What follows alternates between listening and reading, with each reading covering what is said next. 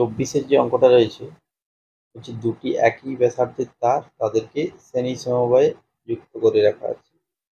তাহলে আমি দুটি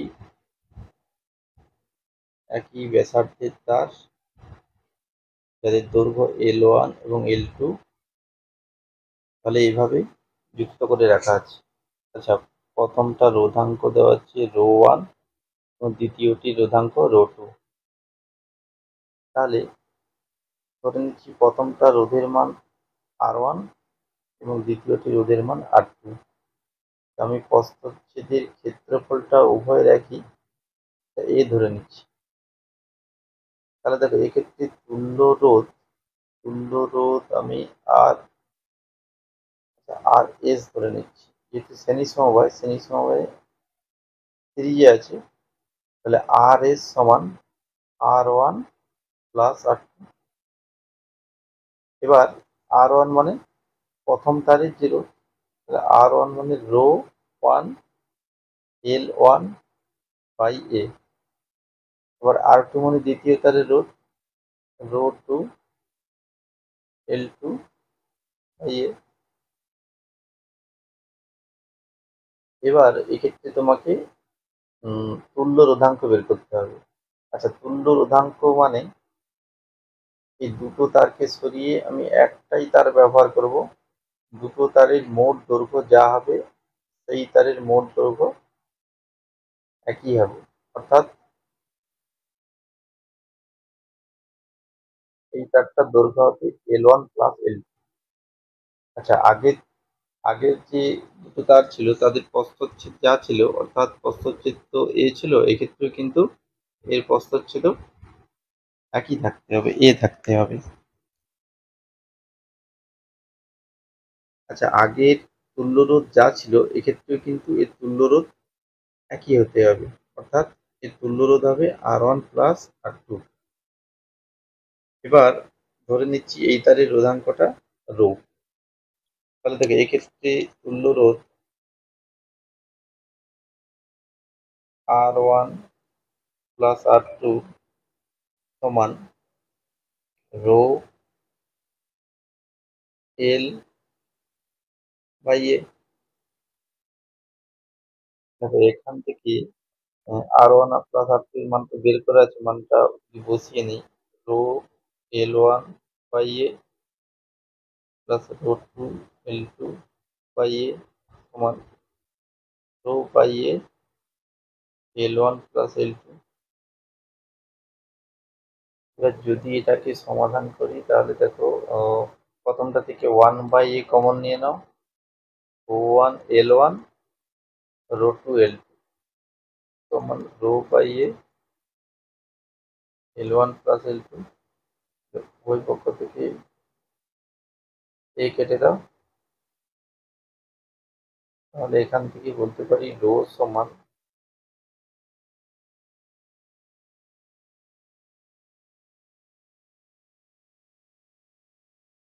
এটা, অর্থাৎ অপশন বি ঠিক হচ্ছে।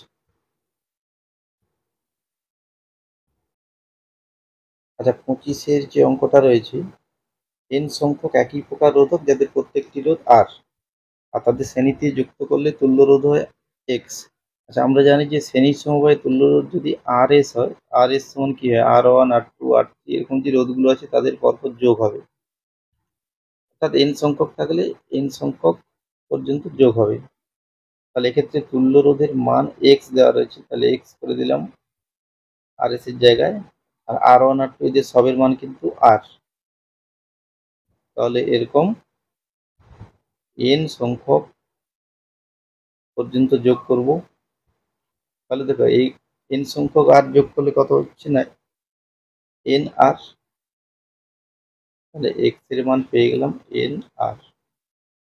তো একইভাবে সমান্তরালে তুল্যরোধ যদি আর পি হয়, তাহলে সেক্ষেত্রে সূত্রটা হয় R1 1/R2 1/R3, এরকম যতগুলো রোধ থাকবে তাদের যোগ হবে, সেক্ষেত্রে এন সংখ্যক।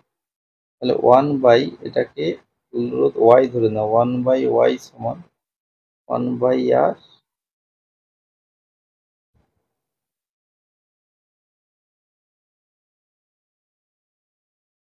যদি দুটো এরকম টার্ম যোগ হয় তাহলে সেক্ষেত্রে 2/r। আর যদি তিনটের যোগ হয় তাহলে 3/r। যদি n সংখ্যকের যোগ হয় তাহলে n/r। তাহলে এখান থেকে বলতে পারি y সমান r/n। এবার x আর y গুণ করে নাও, তাহলে x এর মান পেয়ে গেছি n, আর y এর মান r/n। n আর n কেটে দাও, তাহলে r স্কোয়ার। এবার উভয় পক্ষের রুট ওভার করে নাও, তাহলে √xy সমান r।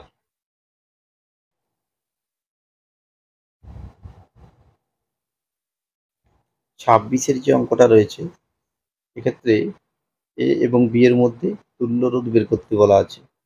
আচ্ছা, এক্ষেত্রে যে যে মোট যে বৃত্তটা রয়েছে তার মোট রোধ কিন্তু 36 ওহম দেওয়া আছে।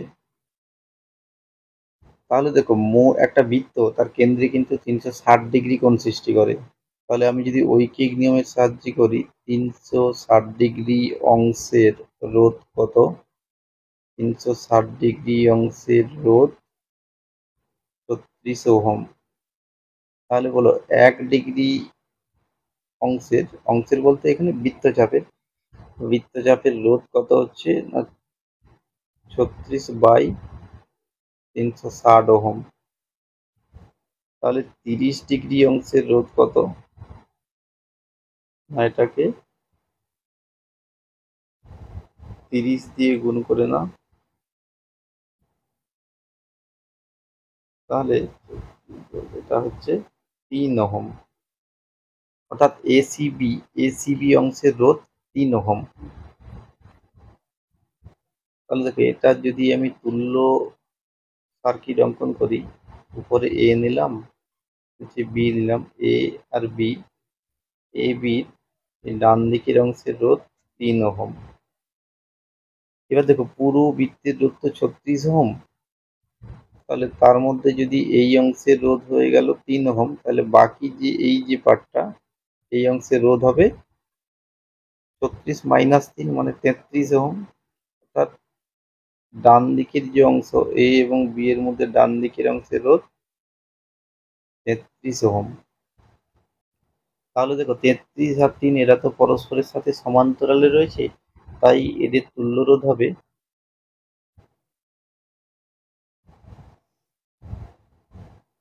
33 × 3, 33 + 3 অর্থাৎ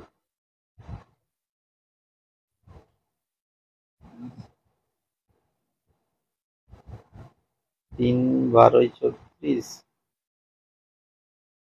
তাহলে এটা সরল করলে হয়ে যাচ্ছে 3 × 12 33/12 অর্থাৎ 11/4, অর্থাৎ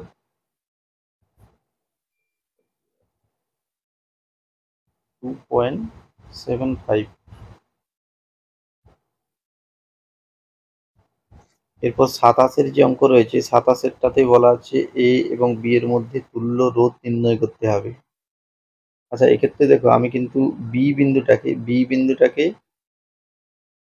এখানে বি বিন্দু আছে ধরা যায়, কারণ এটা তো একটা তার। দেখো এটা একটা তার, এই তারের সর্বত্র বিভব একই। তাহলে তুমি যে কোনো জায়গায় বি বিন্দু আছে ধরে নিতে পারো ওই তারের। তাহলে আমি এই কর্নারে ধরে নিয়েছি।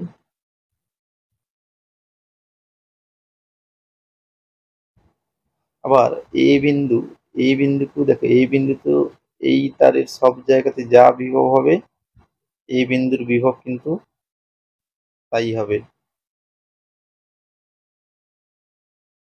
তাহলে আমি ভাবতে পারি এই বিন্দু এই কোণে রয়েছে। এবার এইভাবে এখানে ধরে নিলে, মানে এ এবং বি বিন্দুকে এই দুটি কর্নারে ধরে নিলে অঙ্কটা করতে অনেক সুবিধা হয়। এবার এই যে 10 ওহম আর তার সঙ্গে যে 2.5 ওহম, এরা কিন্তু পরস্পরের সাথে সমান্তরালে রয়েছে। তাহলে 10 আর 2.5 এদের তুল্য রোধ কত হয়? 10 ইন্টু 2.5 বাই 10 প্লাস 2.5, এটার মান হবে 25, আর এটা 12.5, অর্থাৎ 2 ওহম। তাহলে ওই দুটো মিলিয়ে হচ্ছে 2 ওহম। তাহলে ওই দুটোকে সরিয়ে আমি একটা 2 ওহম করে নিচ্ছি। তাহলে এই জায়গাটায় আমি 2 ওহম করে নিচ্ছি। এবার এই 2 ওহম এবং এই 10 ওহম কি সমবায় রয়েছে? পরস্পরের সাথে শ্রেণী সমবায়। তাহলে 2 আর 10 মিলিয়ে কত হয়? 12 ওহম। তাহলে আমি ওই দুটোকে সরিয়ে একটাই রোধ করে নিচ্ছি, যেটা 12 ওহম।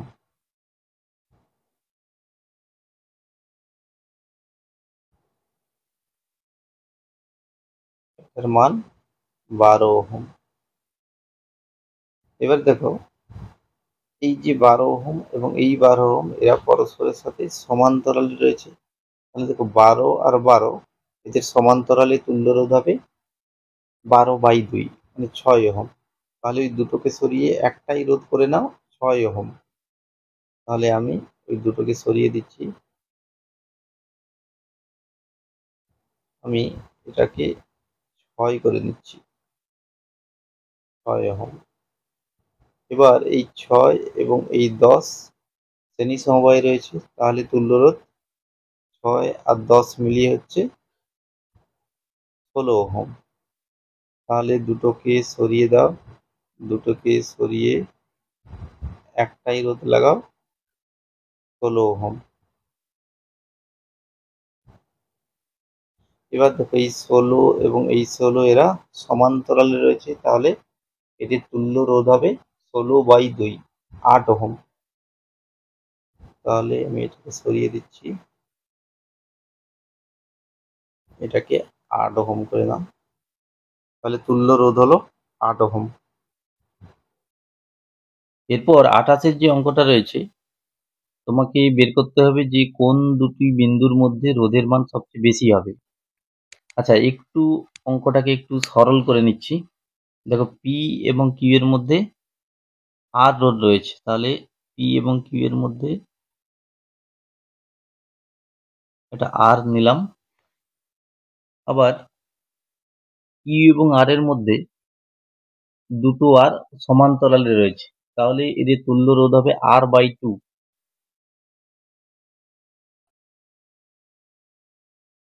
তাহলে R/2। তো একই রকম ভাবে এই যে তিনটে রোধ, এখানে এই তিনটে রোধ কিন্তু সমান্তরাল সমবায় রয়েছে, তাহলে ওদের তুল্য রোধ হবে R/3।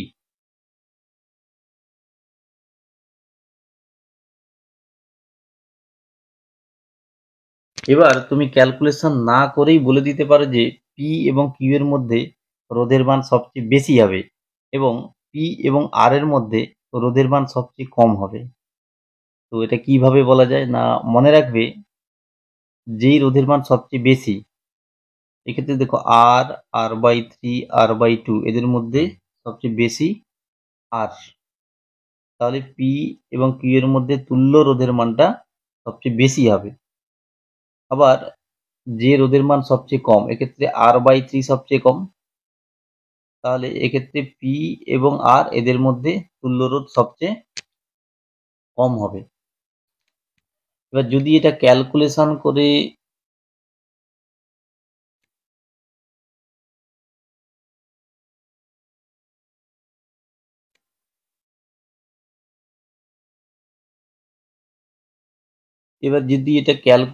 করে দেখাতে চাও, তাহলে সেক্ষেত্রে একটু অঙ্কটা বড় হবে। আমি ক্যালকুলেশনের সাহায্যেও দেখিয়ে দিচ্ছি। তাহলে প্রথমে আমি পি এবং কিউ এর মধ্যে তুল্য রোধের মানটা বের করে দেখাচ্ছি, আর পি কিউ। তাহলে ভাববো যে ব্যাটারির একটা প্রান্ত পি বিন্দুর সাথে যোগ আছে, ব্যাটারির অপর প্রান্ত কিউ বিন্দুর সাথে যোগ আছে। পি দিয়ে কারেন্ট ঢুকছে, কিউ দিয়ে কারেন্ট বের হচ্ছে। এবার অঙ্কটা যদি তুমি আরো সহজে করতে চাও, তাহলে আর এর কিছু একটা মান ধরে নিতে পারো। এক্ষেত্রে যদি আর এর মান যদি 6 ধরে নাও, তাহলে অঙ্কটা করতে একটু সুবিধা হয়। তাহলে আর এর মান 6 ওহম নিলাম। তাহলে দেখো R/2 কত হচ্ছে, R/2 6/2 অর্থাৎ 3 ওহম। আবার R/3 কত হচ্ছে, R/3 হচ্ছে 6/3 2 ওহম। তাহলে আমি এদের মানগুলোকে রিপ্লেস করে নিচ্ছি। এটা 6, এটা 3, এটা 2।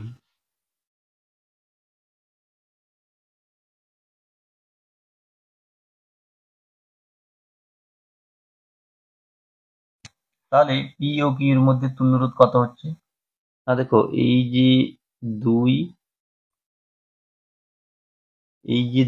এবং এই 3 এরা কিন্তু এক্ষেত্রে শ্রেণী সমবায় আছে, কারণ পি থেকে কারেন্ট এই পথে কিউতে পৌঁছাবে, অর্থাৎ 2 এবং 3 এর মধ্যে দিয়ে কারেন্ট একই যাচ্ছে, তাহলে এরা শ্রেণী সমবায়ে রয়েছে। তাহলে 2 আর 3 এর তুল্য কত হয়, না 2 আর 3 মিলিয়ে তুল্য হয় 5 ওহম। তাহলে সেই 5 ওহম এই যে 6 এর সাথে সমান্তরালে থাকবে। তাহলে দেখো এই 5 ওহম আর 6 ওহম, 5 ওহম এরা আবার সমান্তরাল। এদের তুল্যরোধ কত হচ্ছে, না 6 ইন্টু 5 বাই 5 প্লাস 6, তাহলে 30/11। তো একই রকম ভাবে দেখানো যায় যে কিউ এবং আর এর মধ্যে তুল্যরোধ কত হচ্ছে,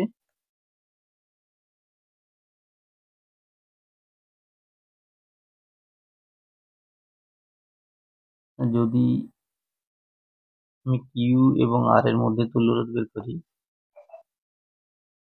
তাহলে ব্যাটারির একটা প্রান্ত কিউ এর সাথে এবং অপর প্রান্ত আর এর সাথে যোগ করব।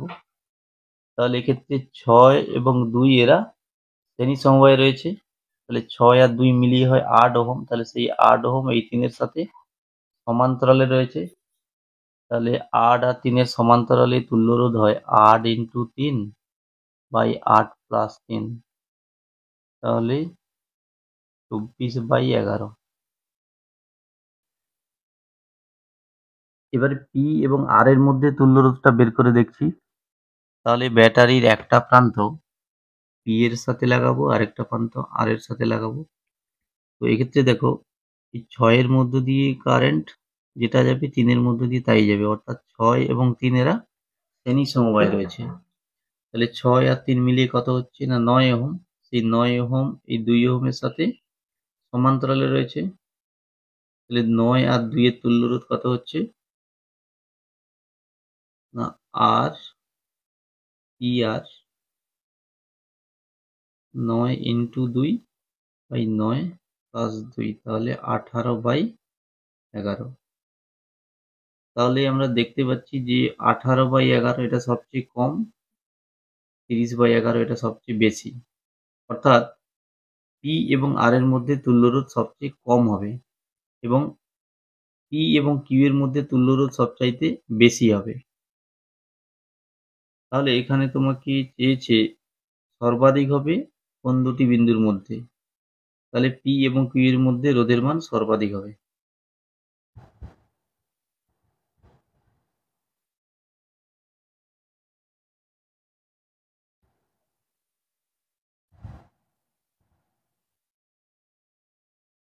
আচ্ছা, এরপর 29-এর যে অঙ্কটা রয়েছে, এ এবং বি এর মধ্যে তুল্য রোধ বের করতে বলে দেওয়া আছে। তো আমি আরো দুটো বিন্দু নিয়ে নিচ্ছি, সি এবং ডি। এটা সি বিন্দু এবং এটা ডি বিন্দু। আচ্ছা, সি এবং ডি বিন্দুটা আমি আগে এঁকে নিচ্ছি। তাহলে আমি সি এবং ডি এখানে নিয়ে নিচ্ছি, সি নিয়ে নিচ্ছি এখানে আর ডি নিয়ে নিচ্ছি এখানে। তাহলে দেখো, সি আর ডি এর মধ্যে যে রোধটা ছিল আর, সেই রোধটা এঁকে নিচ্ছি আগে। সি এবং ডি এর মধ্যে আর রোধ আগে এঁকে নিলাম। এবার এবার একটু লক্ষ্য করো যে এই বিন্দু এটা একটা তারের মাধ্যমে ই বিন্দুর সাথে ডাইরেক্ট যুক্ত রয়েছে।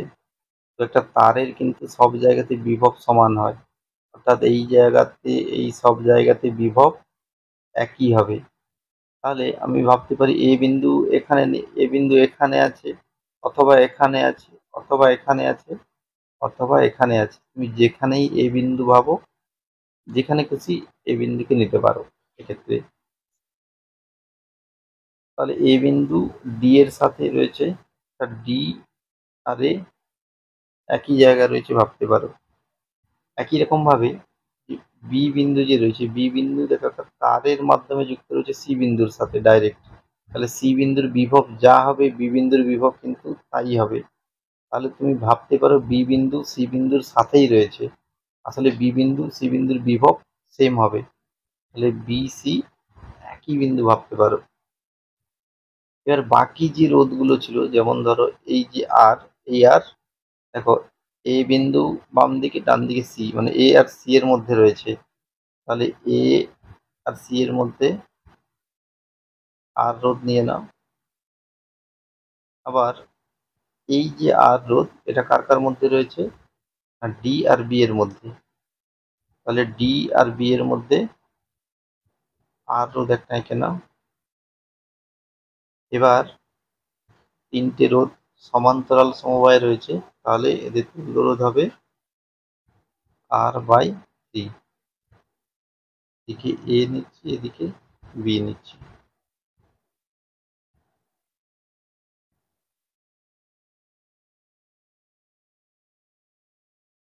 এরপর 30-এর যে অঙ্কটা রয়েছে, এই পুরো যে বৃত্তাকার যে তারটা রয়েছে, এই পুরো বৃত্তের রোধের মান দেওয়া আছে 12 ওহম। আর উপরের যে অংশ অর্থাৎ L1 দৈর্ঘ্য ও রোধের মানটা R1 ধরে নিচ্ছি, R1। আর নিচের দিকের যে অংশ, নিচের দিকের অংশ অর্থাৎ L2 দৈর্ঘ্য, এর রোধের মানটা R2। তাহলে তাহলে উপরের অংশে রোধের মান R1 এবং নিচের অংশে রোধের মান R2। তাহলে R1 আর R2 মিলিয়ে কিন্তু 12 ওহম হতে হবে। আবার ওদের তুল্য রোধ, মানে এ এবং বি এর মধ্যে তুল্য রোধ দেখো, উপরের যে R1 এবং নিচের যে R2 এরা তো সমান্তরালে রয়েছে। তাহলে সমান্তরালে তুল্য রোধ কি হয়, গুণ বাই যোগ। তাহলে এই তুল্য রোধের মান 8/3 এটা দেওয়া রয়েছে। এবার এই দুটো সমীকরণ সমাধান করে যদি এটা 1 নং ধরে নেই এবং এটা 2 নং ধরে নেই, 1 এবং 2 নং সমীকরণ সমাধান করে তোমাকে R1 এবং R2 এর মানটা আগে বের করে নিতে হবে। তাহলে দেখো 2 নং সমীকরণ থেকে আমি বলতে পারি R1 প্লাস R2 এর মান কত, না 8/3 ইন্টু R1 প্লাস R2। তাহলে ওখান থেকে R1 প্লাস R2 এর মান 12 বসিয়ে দাও, তাহলে এটা হয়ে গেল 32। এবার R2 মাইনাস R1 এর হোল স্কোয়ার। এখন দেখো R2 এর মান কিন্তু বড় আর R1 এর মান কিন্তু কম, কারণ এর দৈর্ঘ্যটা কম, L1 দৈর্ঘ্যটা কম আর L2 দৈর্ঘ্যটা বেশি, তাই R2 বেশি হবে। এই জন্য আমি R2 মাইনাস R1 নিয়েছি এখানে। তাহলে R2 মাইনাস R1 এর হোল স্কোয়ার সমান কি হয়, R1 প্লাস R2 এর whole square minus 4R1 R2।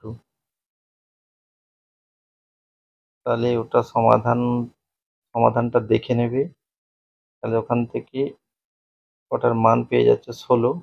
তাহলে রুট ওভার করলে R2 মাইনাস R1 4, আর R1 প্লাস R2 এর মান তো দেওয়াই রয়েছে 12। তো দুটো সমাধান করে তোমরা এখান থেকে R2 আর R1 এর মানটা পেয়ে যাবে। এবার আমরা জানি যে দৈর্ঘ্যের সঙ্গে রোধের কেমন সম্পর্ক হয়, না R সমানুপাতিক L। তো এখান থেকে R1 বাই R2 সমান L1 বাই L2। তাহলে R1 এর মান তো দেওয়া রয়েছে, R1 এর মান দেওয়া রয়েছে কত, পেয়ে গেছি 4, আর R2 এর মান 8। তাহলে L1 বাই L2 পেয়ে যাবে এখান থেকে। তাহলে L1 বাই L2 এর মান হচ্ছে 1/2। আচ্ছা, 31-এর যে অঙ্কটা রয়েছে, সবার আগে তোমাকে জানতে হবে চতুস্তলক ব্যাপারটা কি। চতুস্তলক মানে একটা পিরামিড ভাবতে পারো, বা মিথেনের যে স্ট্রাকচার হয়, মিথেনের গঠন কিন্তু একটা চতুষ্ফলকীয় গঠন। আর রোধগুলো আমি যে ছবিতে যেভাবে এঁকেছি, রোধগুলো কিন্তু এইভাবে থাকবে। সেক্ষেত্রে যে কোনো দুটি বিপরীত কৌণিক বিন্দু, অর্থাৎ আমি এখানে এ এবং বি নিয়ে নিচ্ছি, এই এ এবং বি এর মধ্যে তুল্য রোধ বের করতে হবে। তাহলে ধরে নাও কারেন্ট এ বিন্দু দিয়ে প্রবেশ করবে এবং বি বিন্দু দিয়ে বের হবে। তাহলে এ থেকে বিতে যাওয়ার একটা ডাইরেক্ট রাস্তা এই আর এর থ্রু দিয়ে, আরেকটা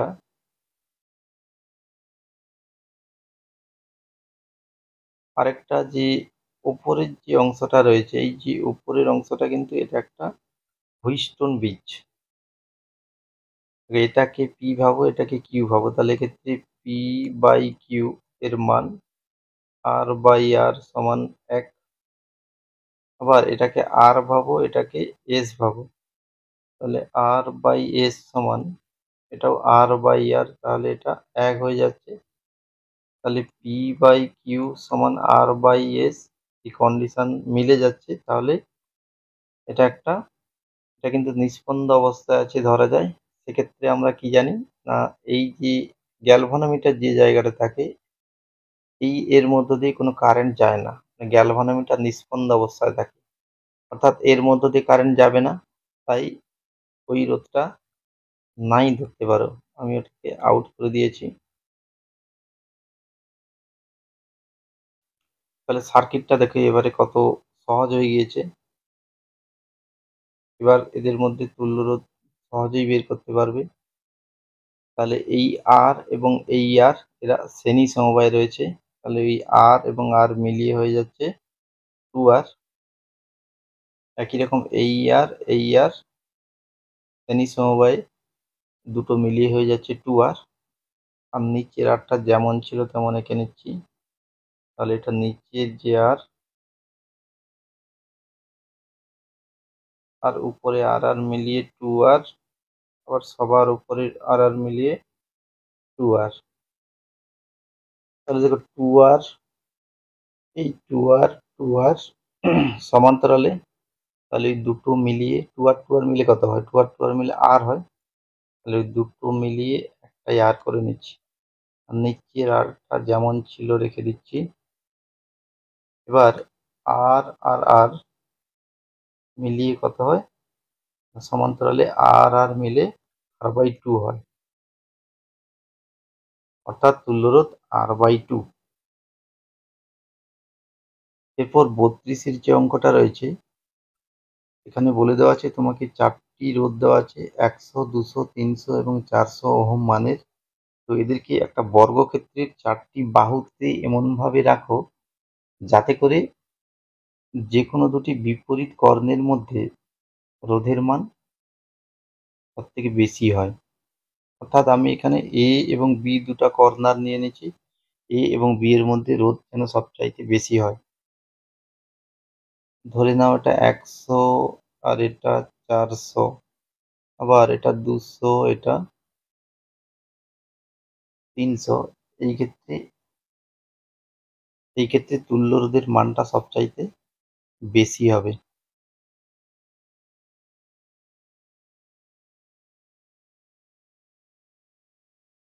আর সেক্ষেত্রে তুল্য রোধের মান হবে, দেখো এই 100 এবং 400 কি সমবায় না শ্রেণী সমবায় রয়েছে 500, আবার এই 200 এবং 300 শ্রেণী সমবায় 500। তাহলে এ আর বি এর মধ্যে এদিকে একটা 500 আর এই দিকে আরেকটা 500, তাহলে তুল্য রোধ 500 500 মিলে 500/2। তাহলে তুল্য রোধ 500 এবং 500, 500/2 অর্থাৎ 250। তাহলে এ এবং বি এর মধ্যে তুল্য রোধ 250 ওহম। এরপর 33-এর যে অঙ্কটা রয়েছে, বলা আছে যে প্রবাহ মাত্রা যখন স্থির মানে পৌঁছায় তখন এই সি ধারকে কি পরিমাণ আধান জমা হবে।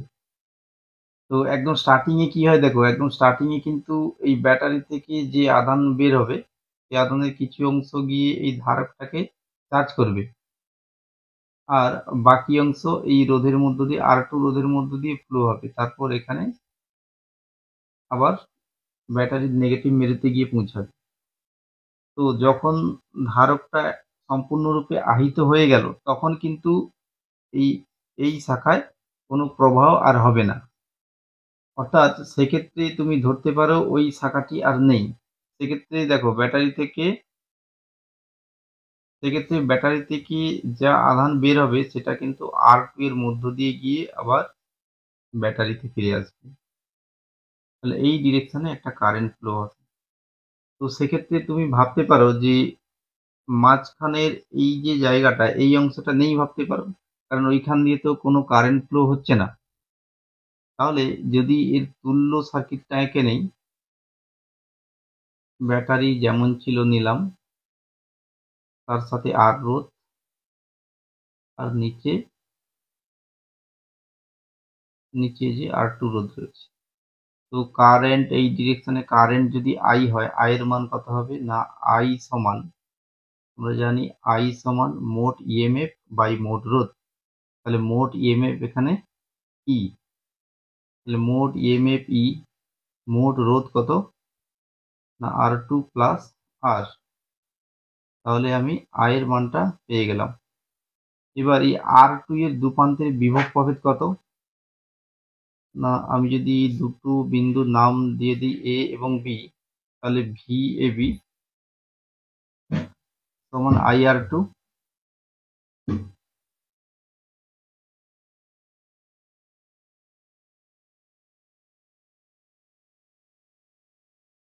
তাহলে R2 এর দুপ্রান্তের বিভব প্রভেদ কিন্তু এটা।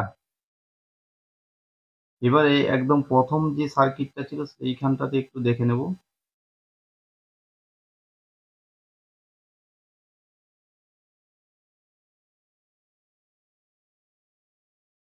তাহলে এটার নাম দিলাম A, এটার নাম, এই বিন্দুর নাম B। আচ্ছা, এই বিন্দুর যা বিভব হবে এই বিন্দুরও বিভব কিন্তু একই হবে। আবার এই বিন্দুর বিভব যা হবে এই বিন্দুর বিভব একই হবে, এই দুটো বিন্দুর বিভব একই হবে, কারণ এটা তো একটা তারের সব জায়গাতে বিভব একই হয়।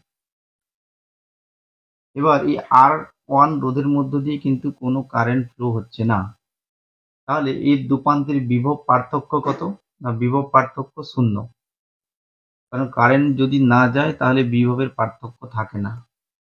তাহলে দেখো এই জায়গার বিভব যা হবে এর এদিকের বিভব কিন্তু তাই হবে, অর্থাৎ এই বিন্দুর বিভব যদি VB হয়,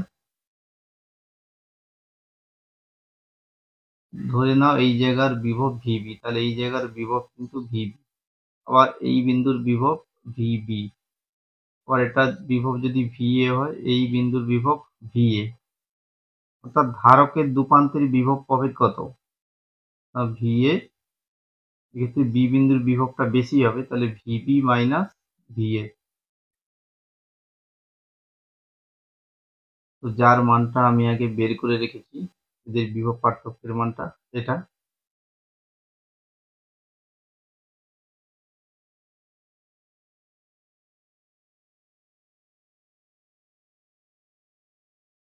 এবার ধারকটির ক্ষেত্রে কিউ সমান সিভি সূত্র লাগিয়ে দাও, তাহলে সি এর মান সি আর ভি এর মান বলতে ভিবি মাইনাস ভিএ,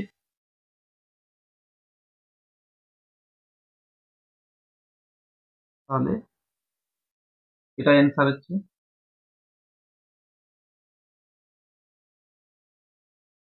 34-এর যে অঙ্কটা রয়েছে এখানে বলা আছে যে কে সুইচটি বন্ধ করার পরে, যদি আমরা কে সুইচটি বন্ধ করে দিই তাহলে দেখো এই অংশটা কানেক্ট হয়ে গেল। তাহলে বন্ধ করার বহুক্ষণ পরে 200 ওহমের মধ্য দিয়ে কি পরিমাণ কারেন্ট যাবে।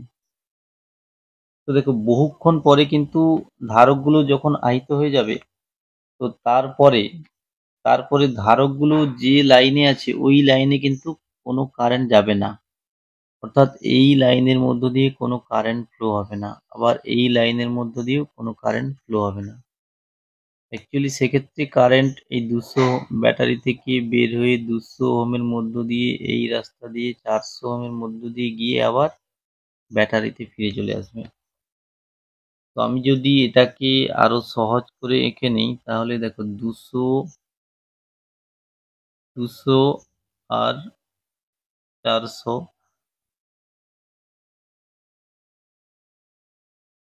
আর নিচে 6 ভোল্টের ব্যাটারি।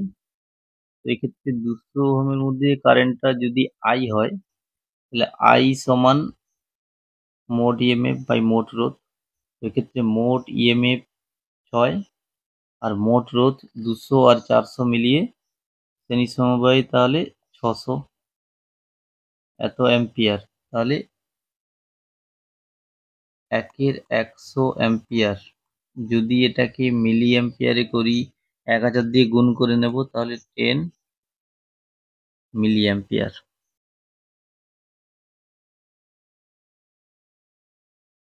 এরপর 35-এর যে অঙ্কটা রয়েছে এখানে কোষটির অভ্যন্তরীণ রোধ বের করতে হবে। আচ্ছা, আমরা জানি যে I সমান মোট ইএমএফ বাই মোট রোধ।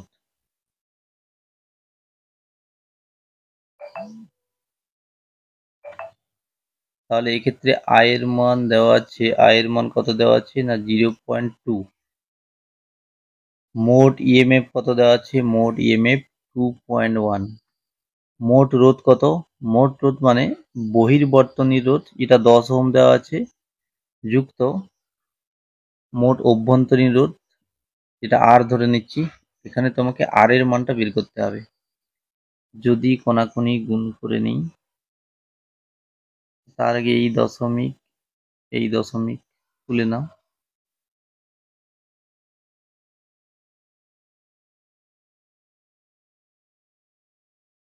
তাহলে 2R সমান 1, R সমান 1/2 অর্থাৎ 0.5 ওহম।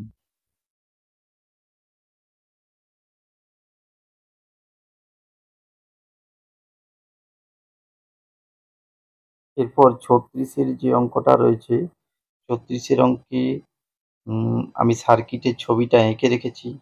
তো এক্ষেত্রে তোমাকে ভি বনাম আর এর গ্রাফ অঙ্কন করতে হবে।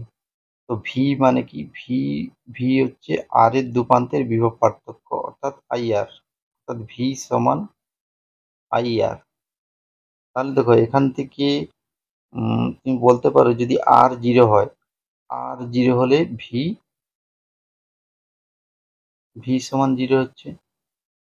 তো আর যদি 0 হয় তাহলে ভি এর মান 0 হবে কিন্তু, অর্থাৎ গ্রাফটাকে মূল বিন্দুগামী হতেই হবে। মূল বিন্দুগামী গ্রাফ কিন্তু একটাই রয়েছে, 2 নং যে গ্রাফটা। আচ্ছা, গ্যালভানোমিটারের সঙ্গে শান্ট কেন যোগ করা হয়? দেখো গ্যালভানোমিটার তো খুব একটা সেনসিটিভ যন্ত্র, ও কিন্তু খুব বেশি প্রবাহ সহ্য করতে পারে না। তাই ওর সাথে শান্ট যোগ করলে বেশিরভাগ প্রবাহটা শান্টের মধ্য দিয়ে চলে যায়। সেই জন্যই শান্ট যোগ করা হয়,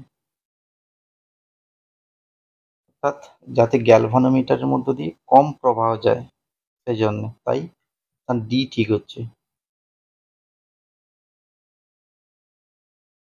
38-এর যে অঙ্কটা রয়েছে যদি এটা খুব সহজে করতে যাও তাহলে গ্যালভানোমিটারের রোধ আর শান্টের রোধ যোগ করে নাও।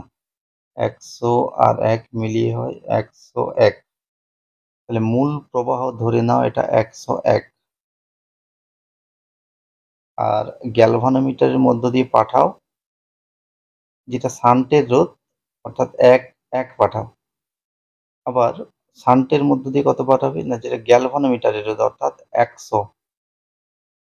মানে মূল প্রবাহটা রোধের ব্যস্ত অনুপাতে ভাগ হয়ে যায় এক্ষেত্রে। তাহলে তোমাকে এখানে বের করতে হবে আইজি বাই আই, মানে কত অংশ গ্যালভানোমিটারের মধ্য দিয়ে যায়। তাহলে এক্ষেত্রে আইজির মান বসিয়ে নাও 1 আর মূল প্রবাহ 101।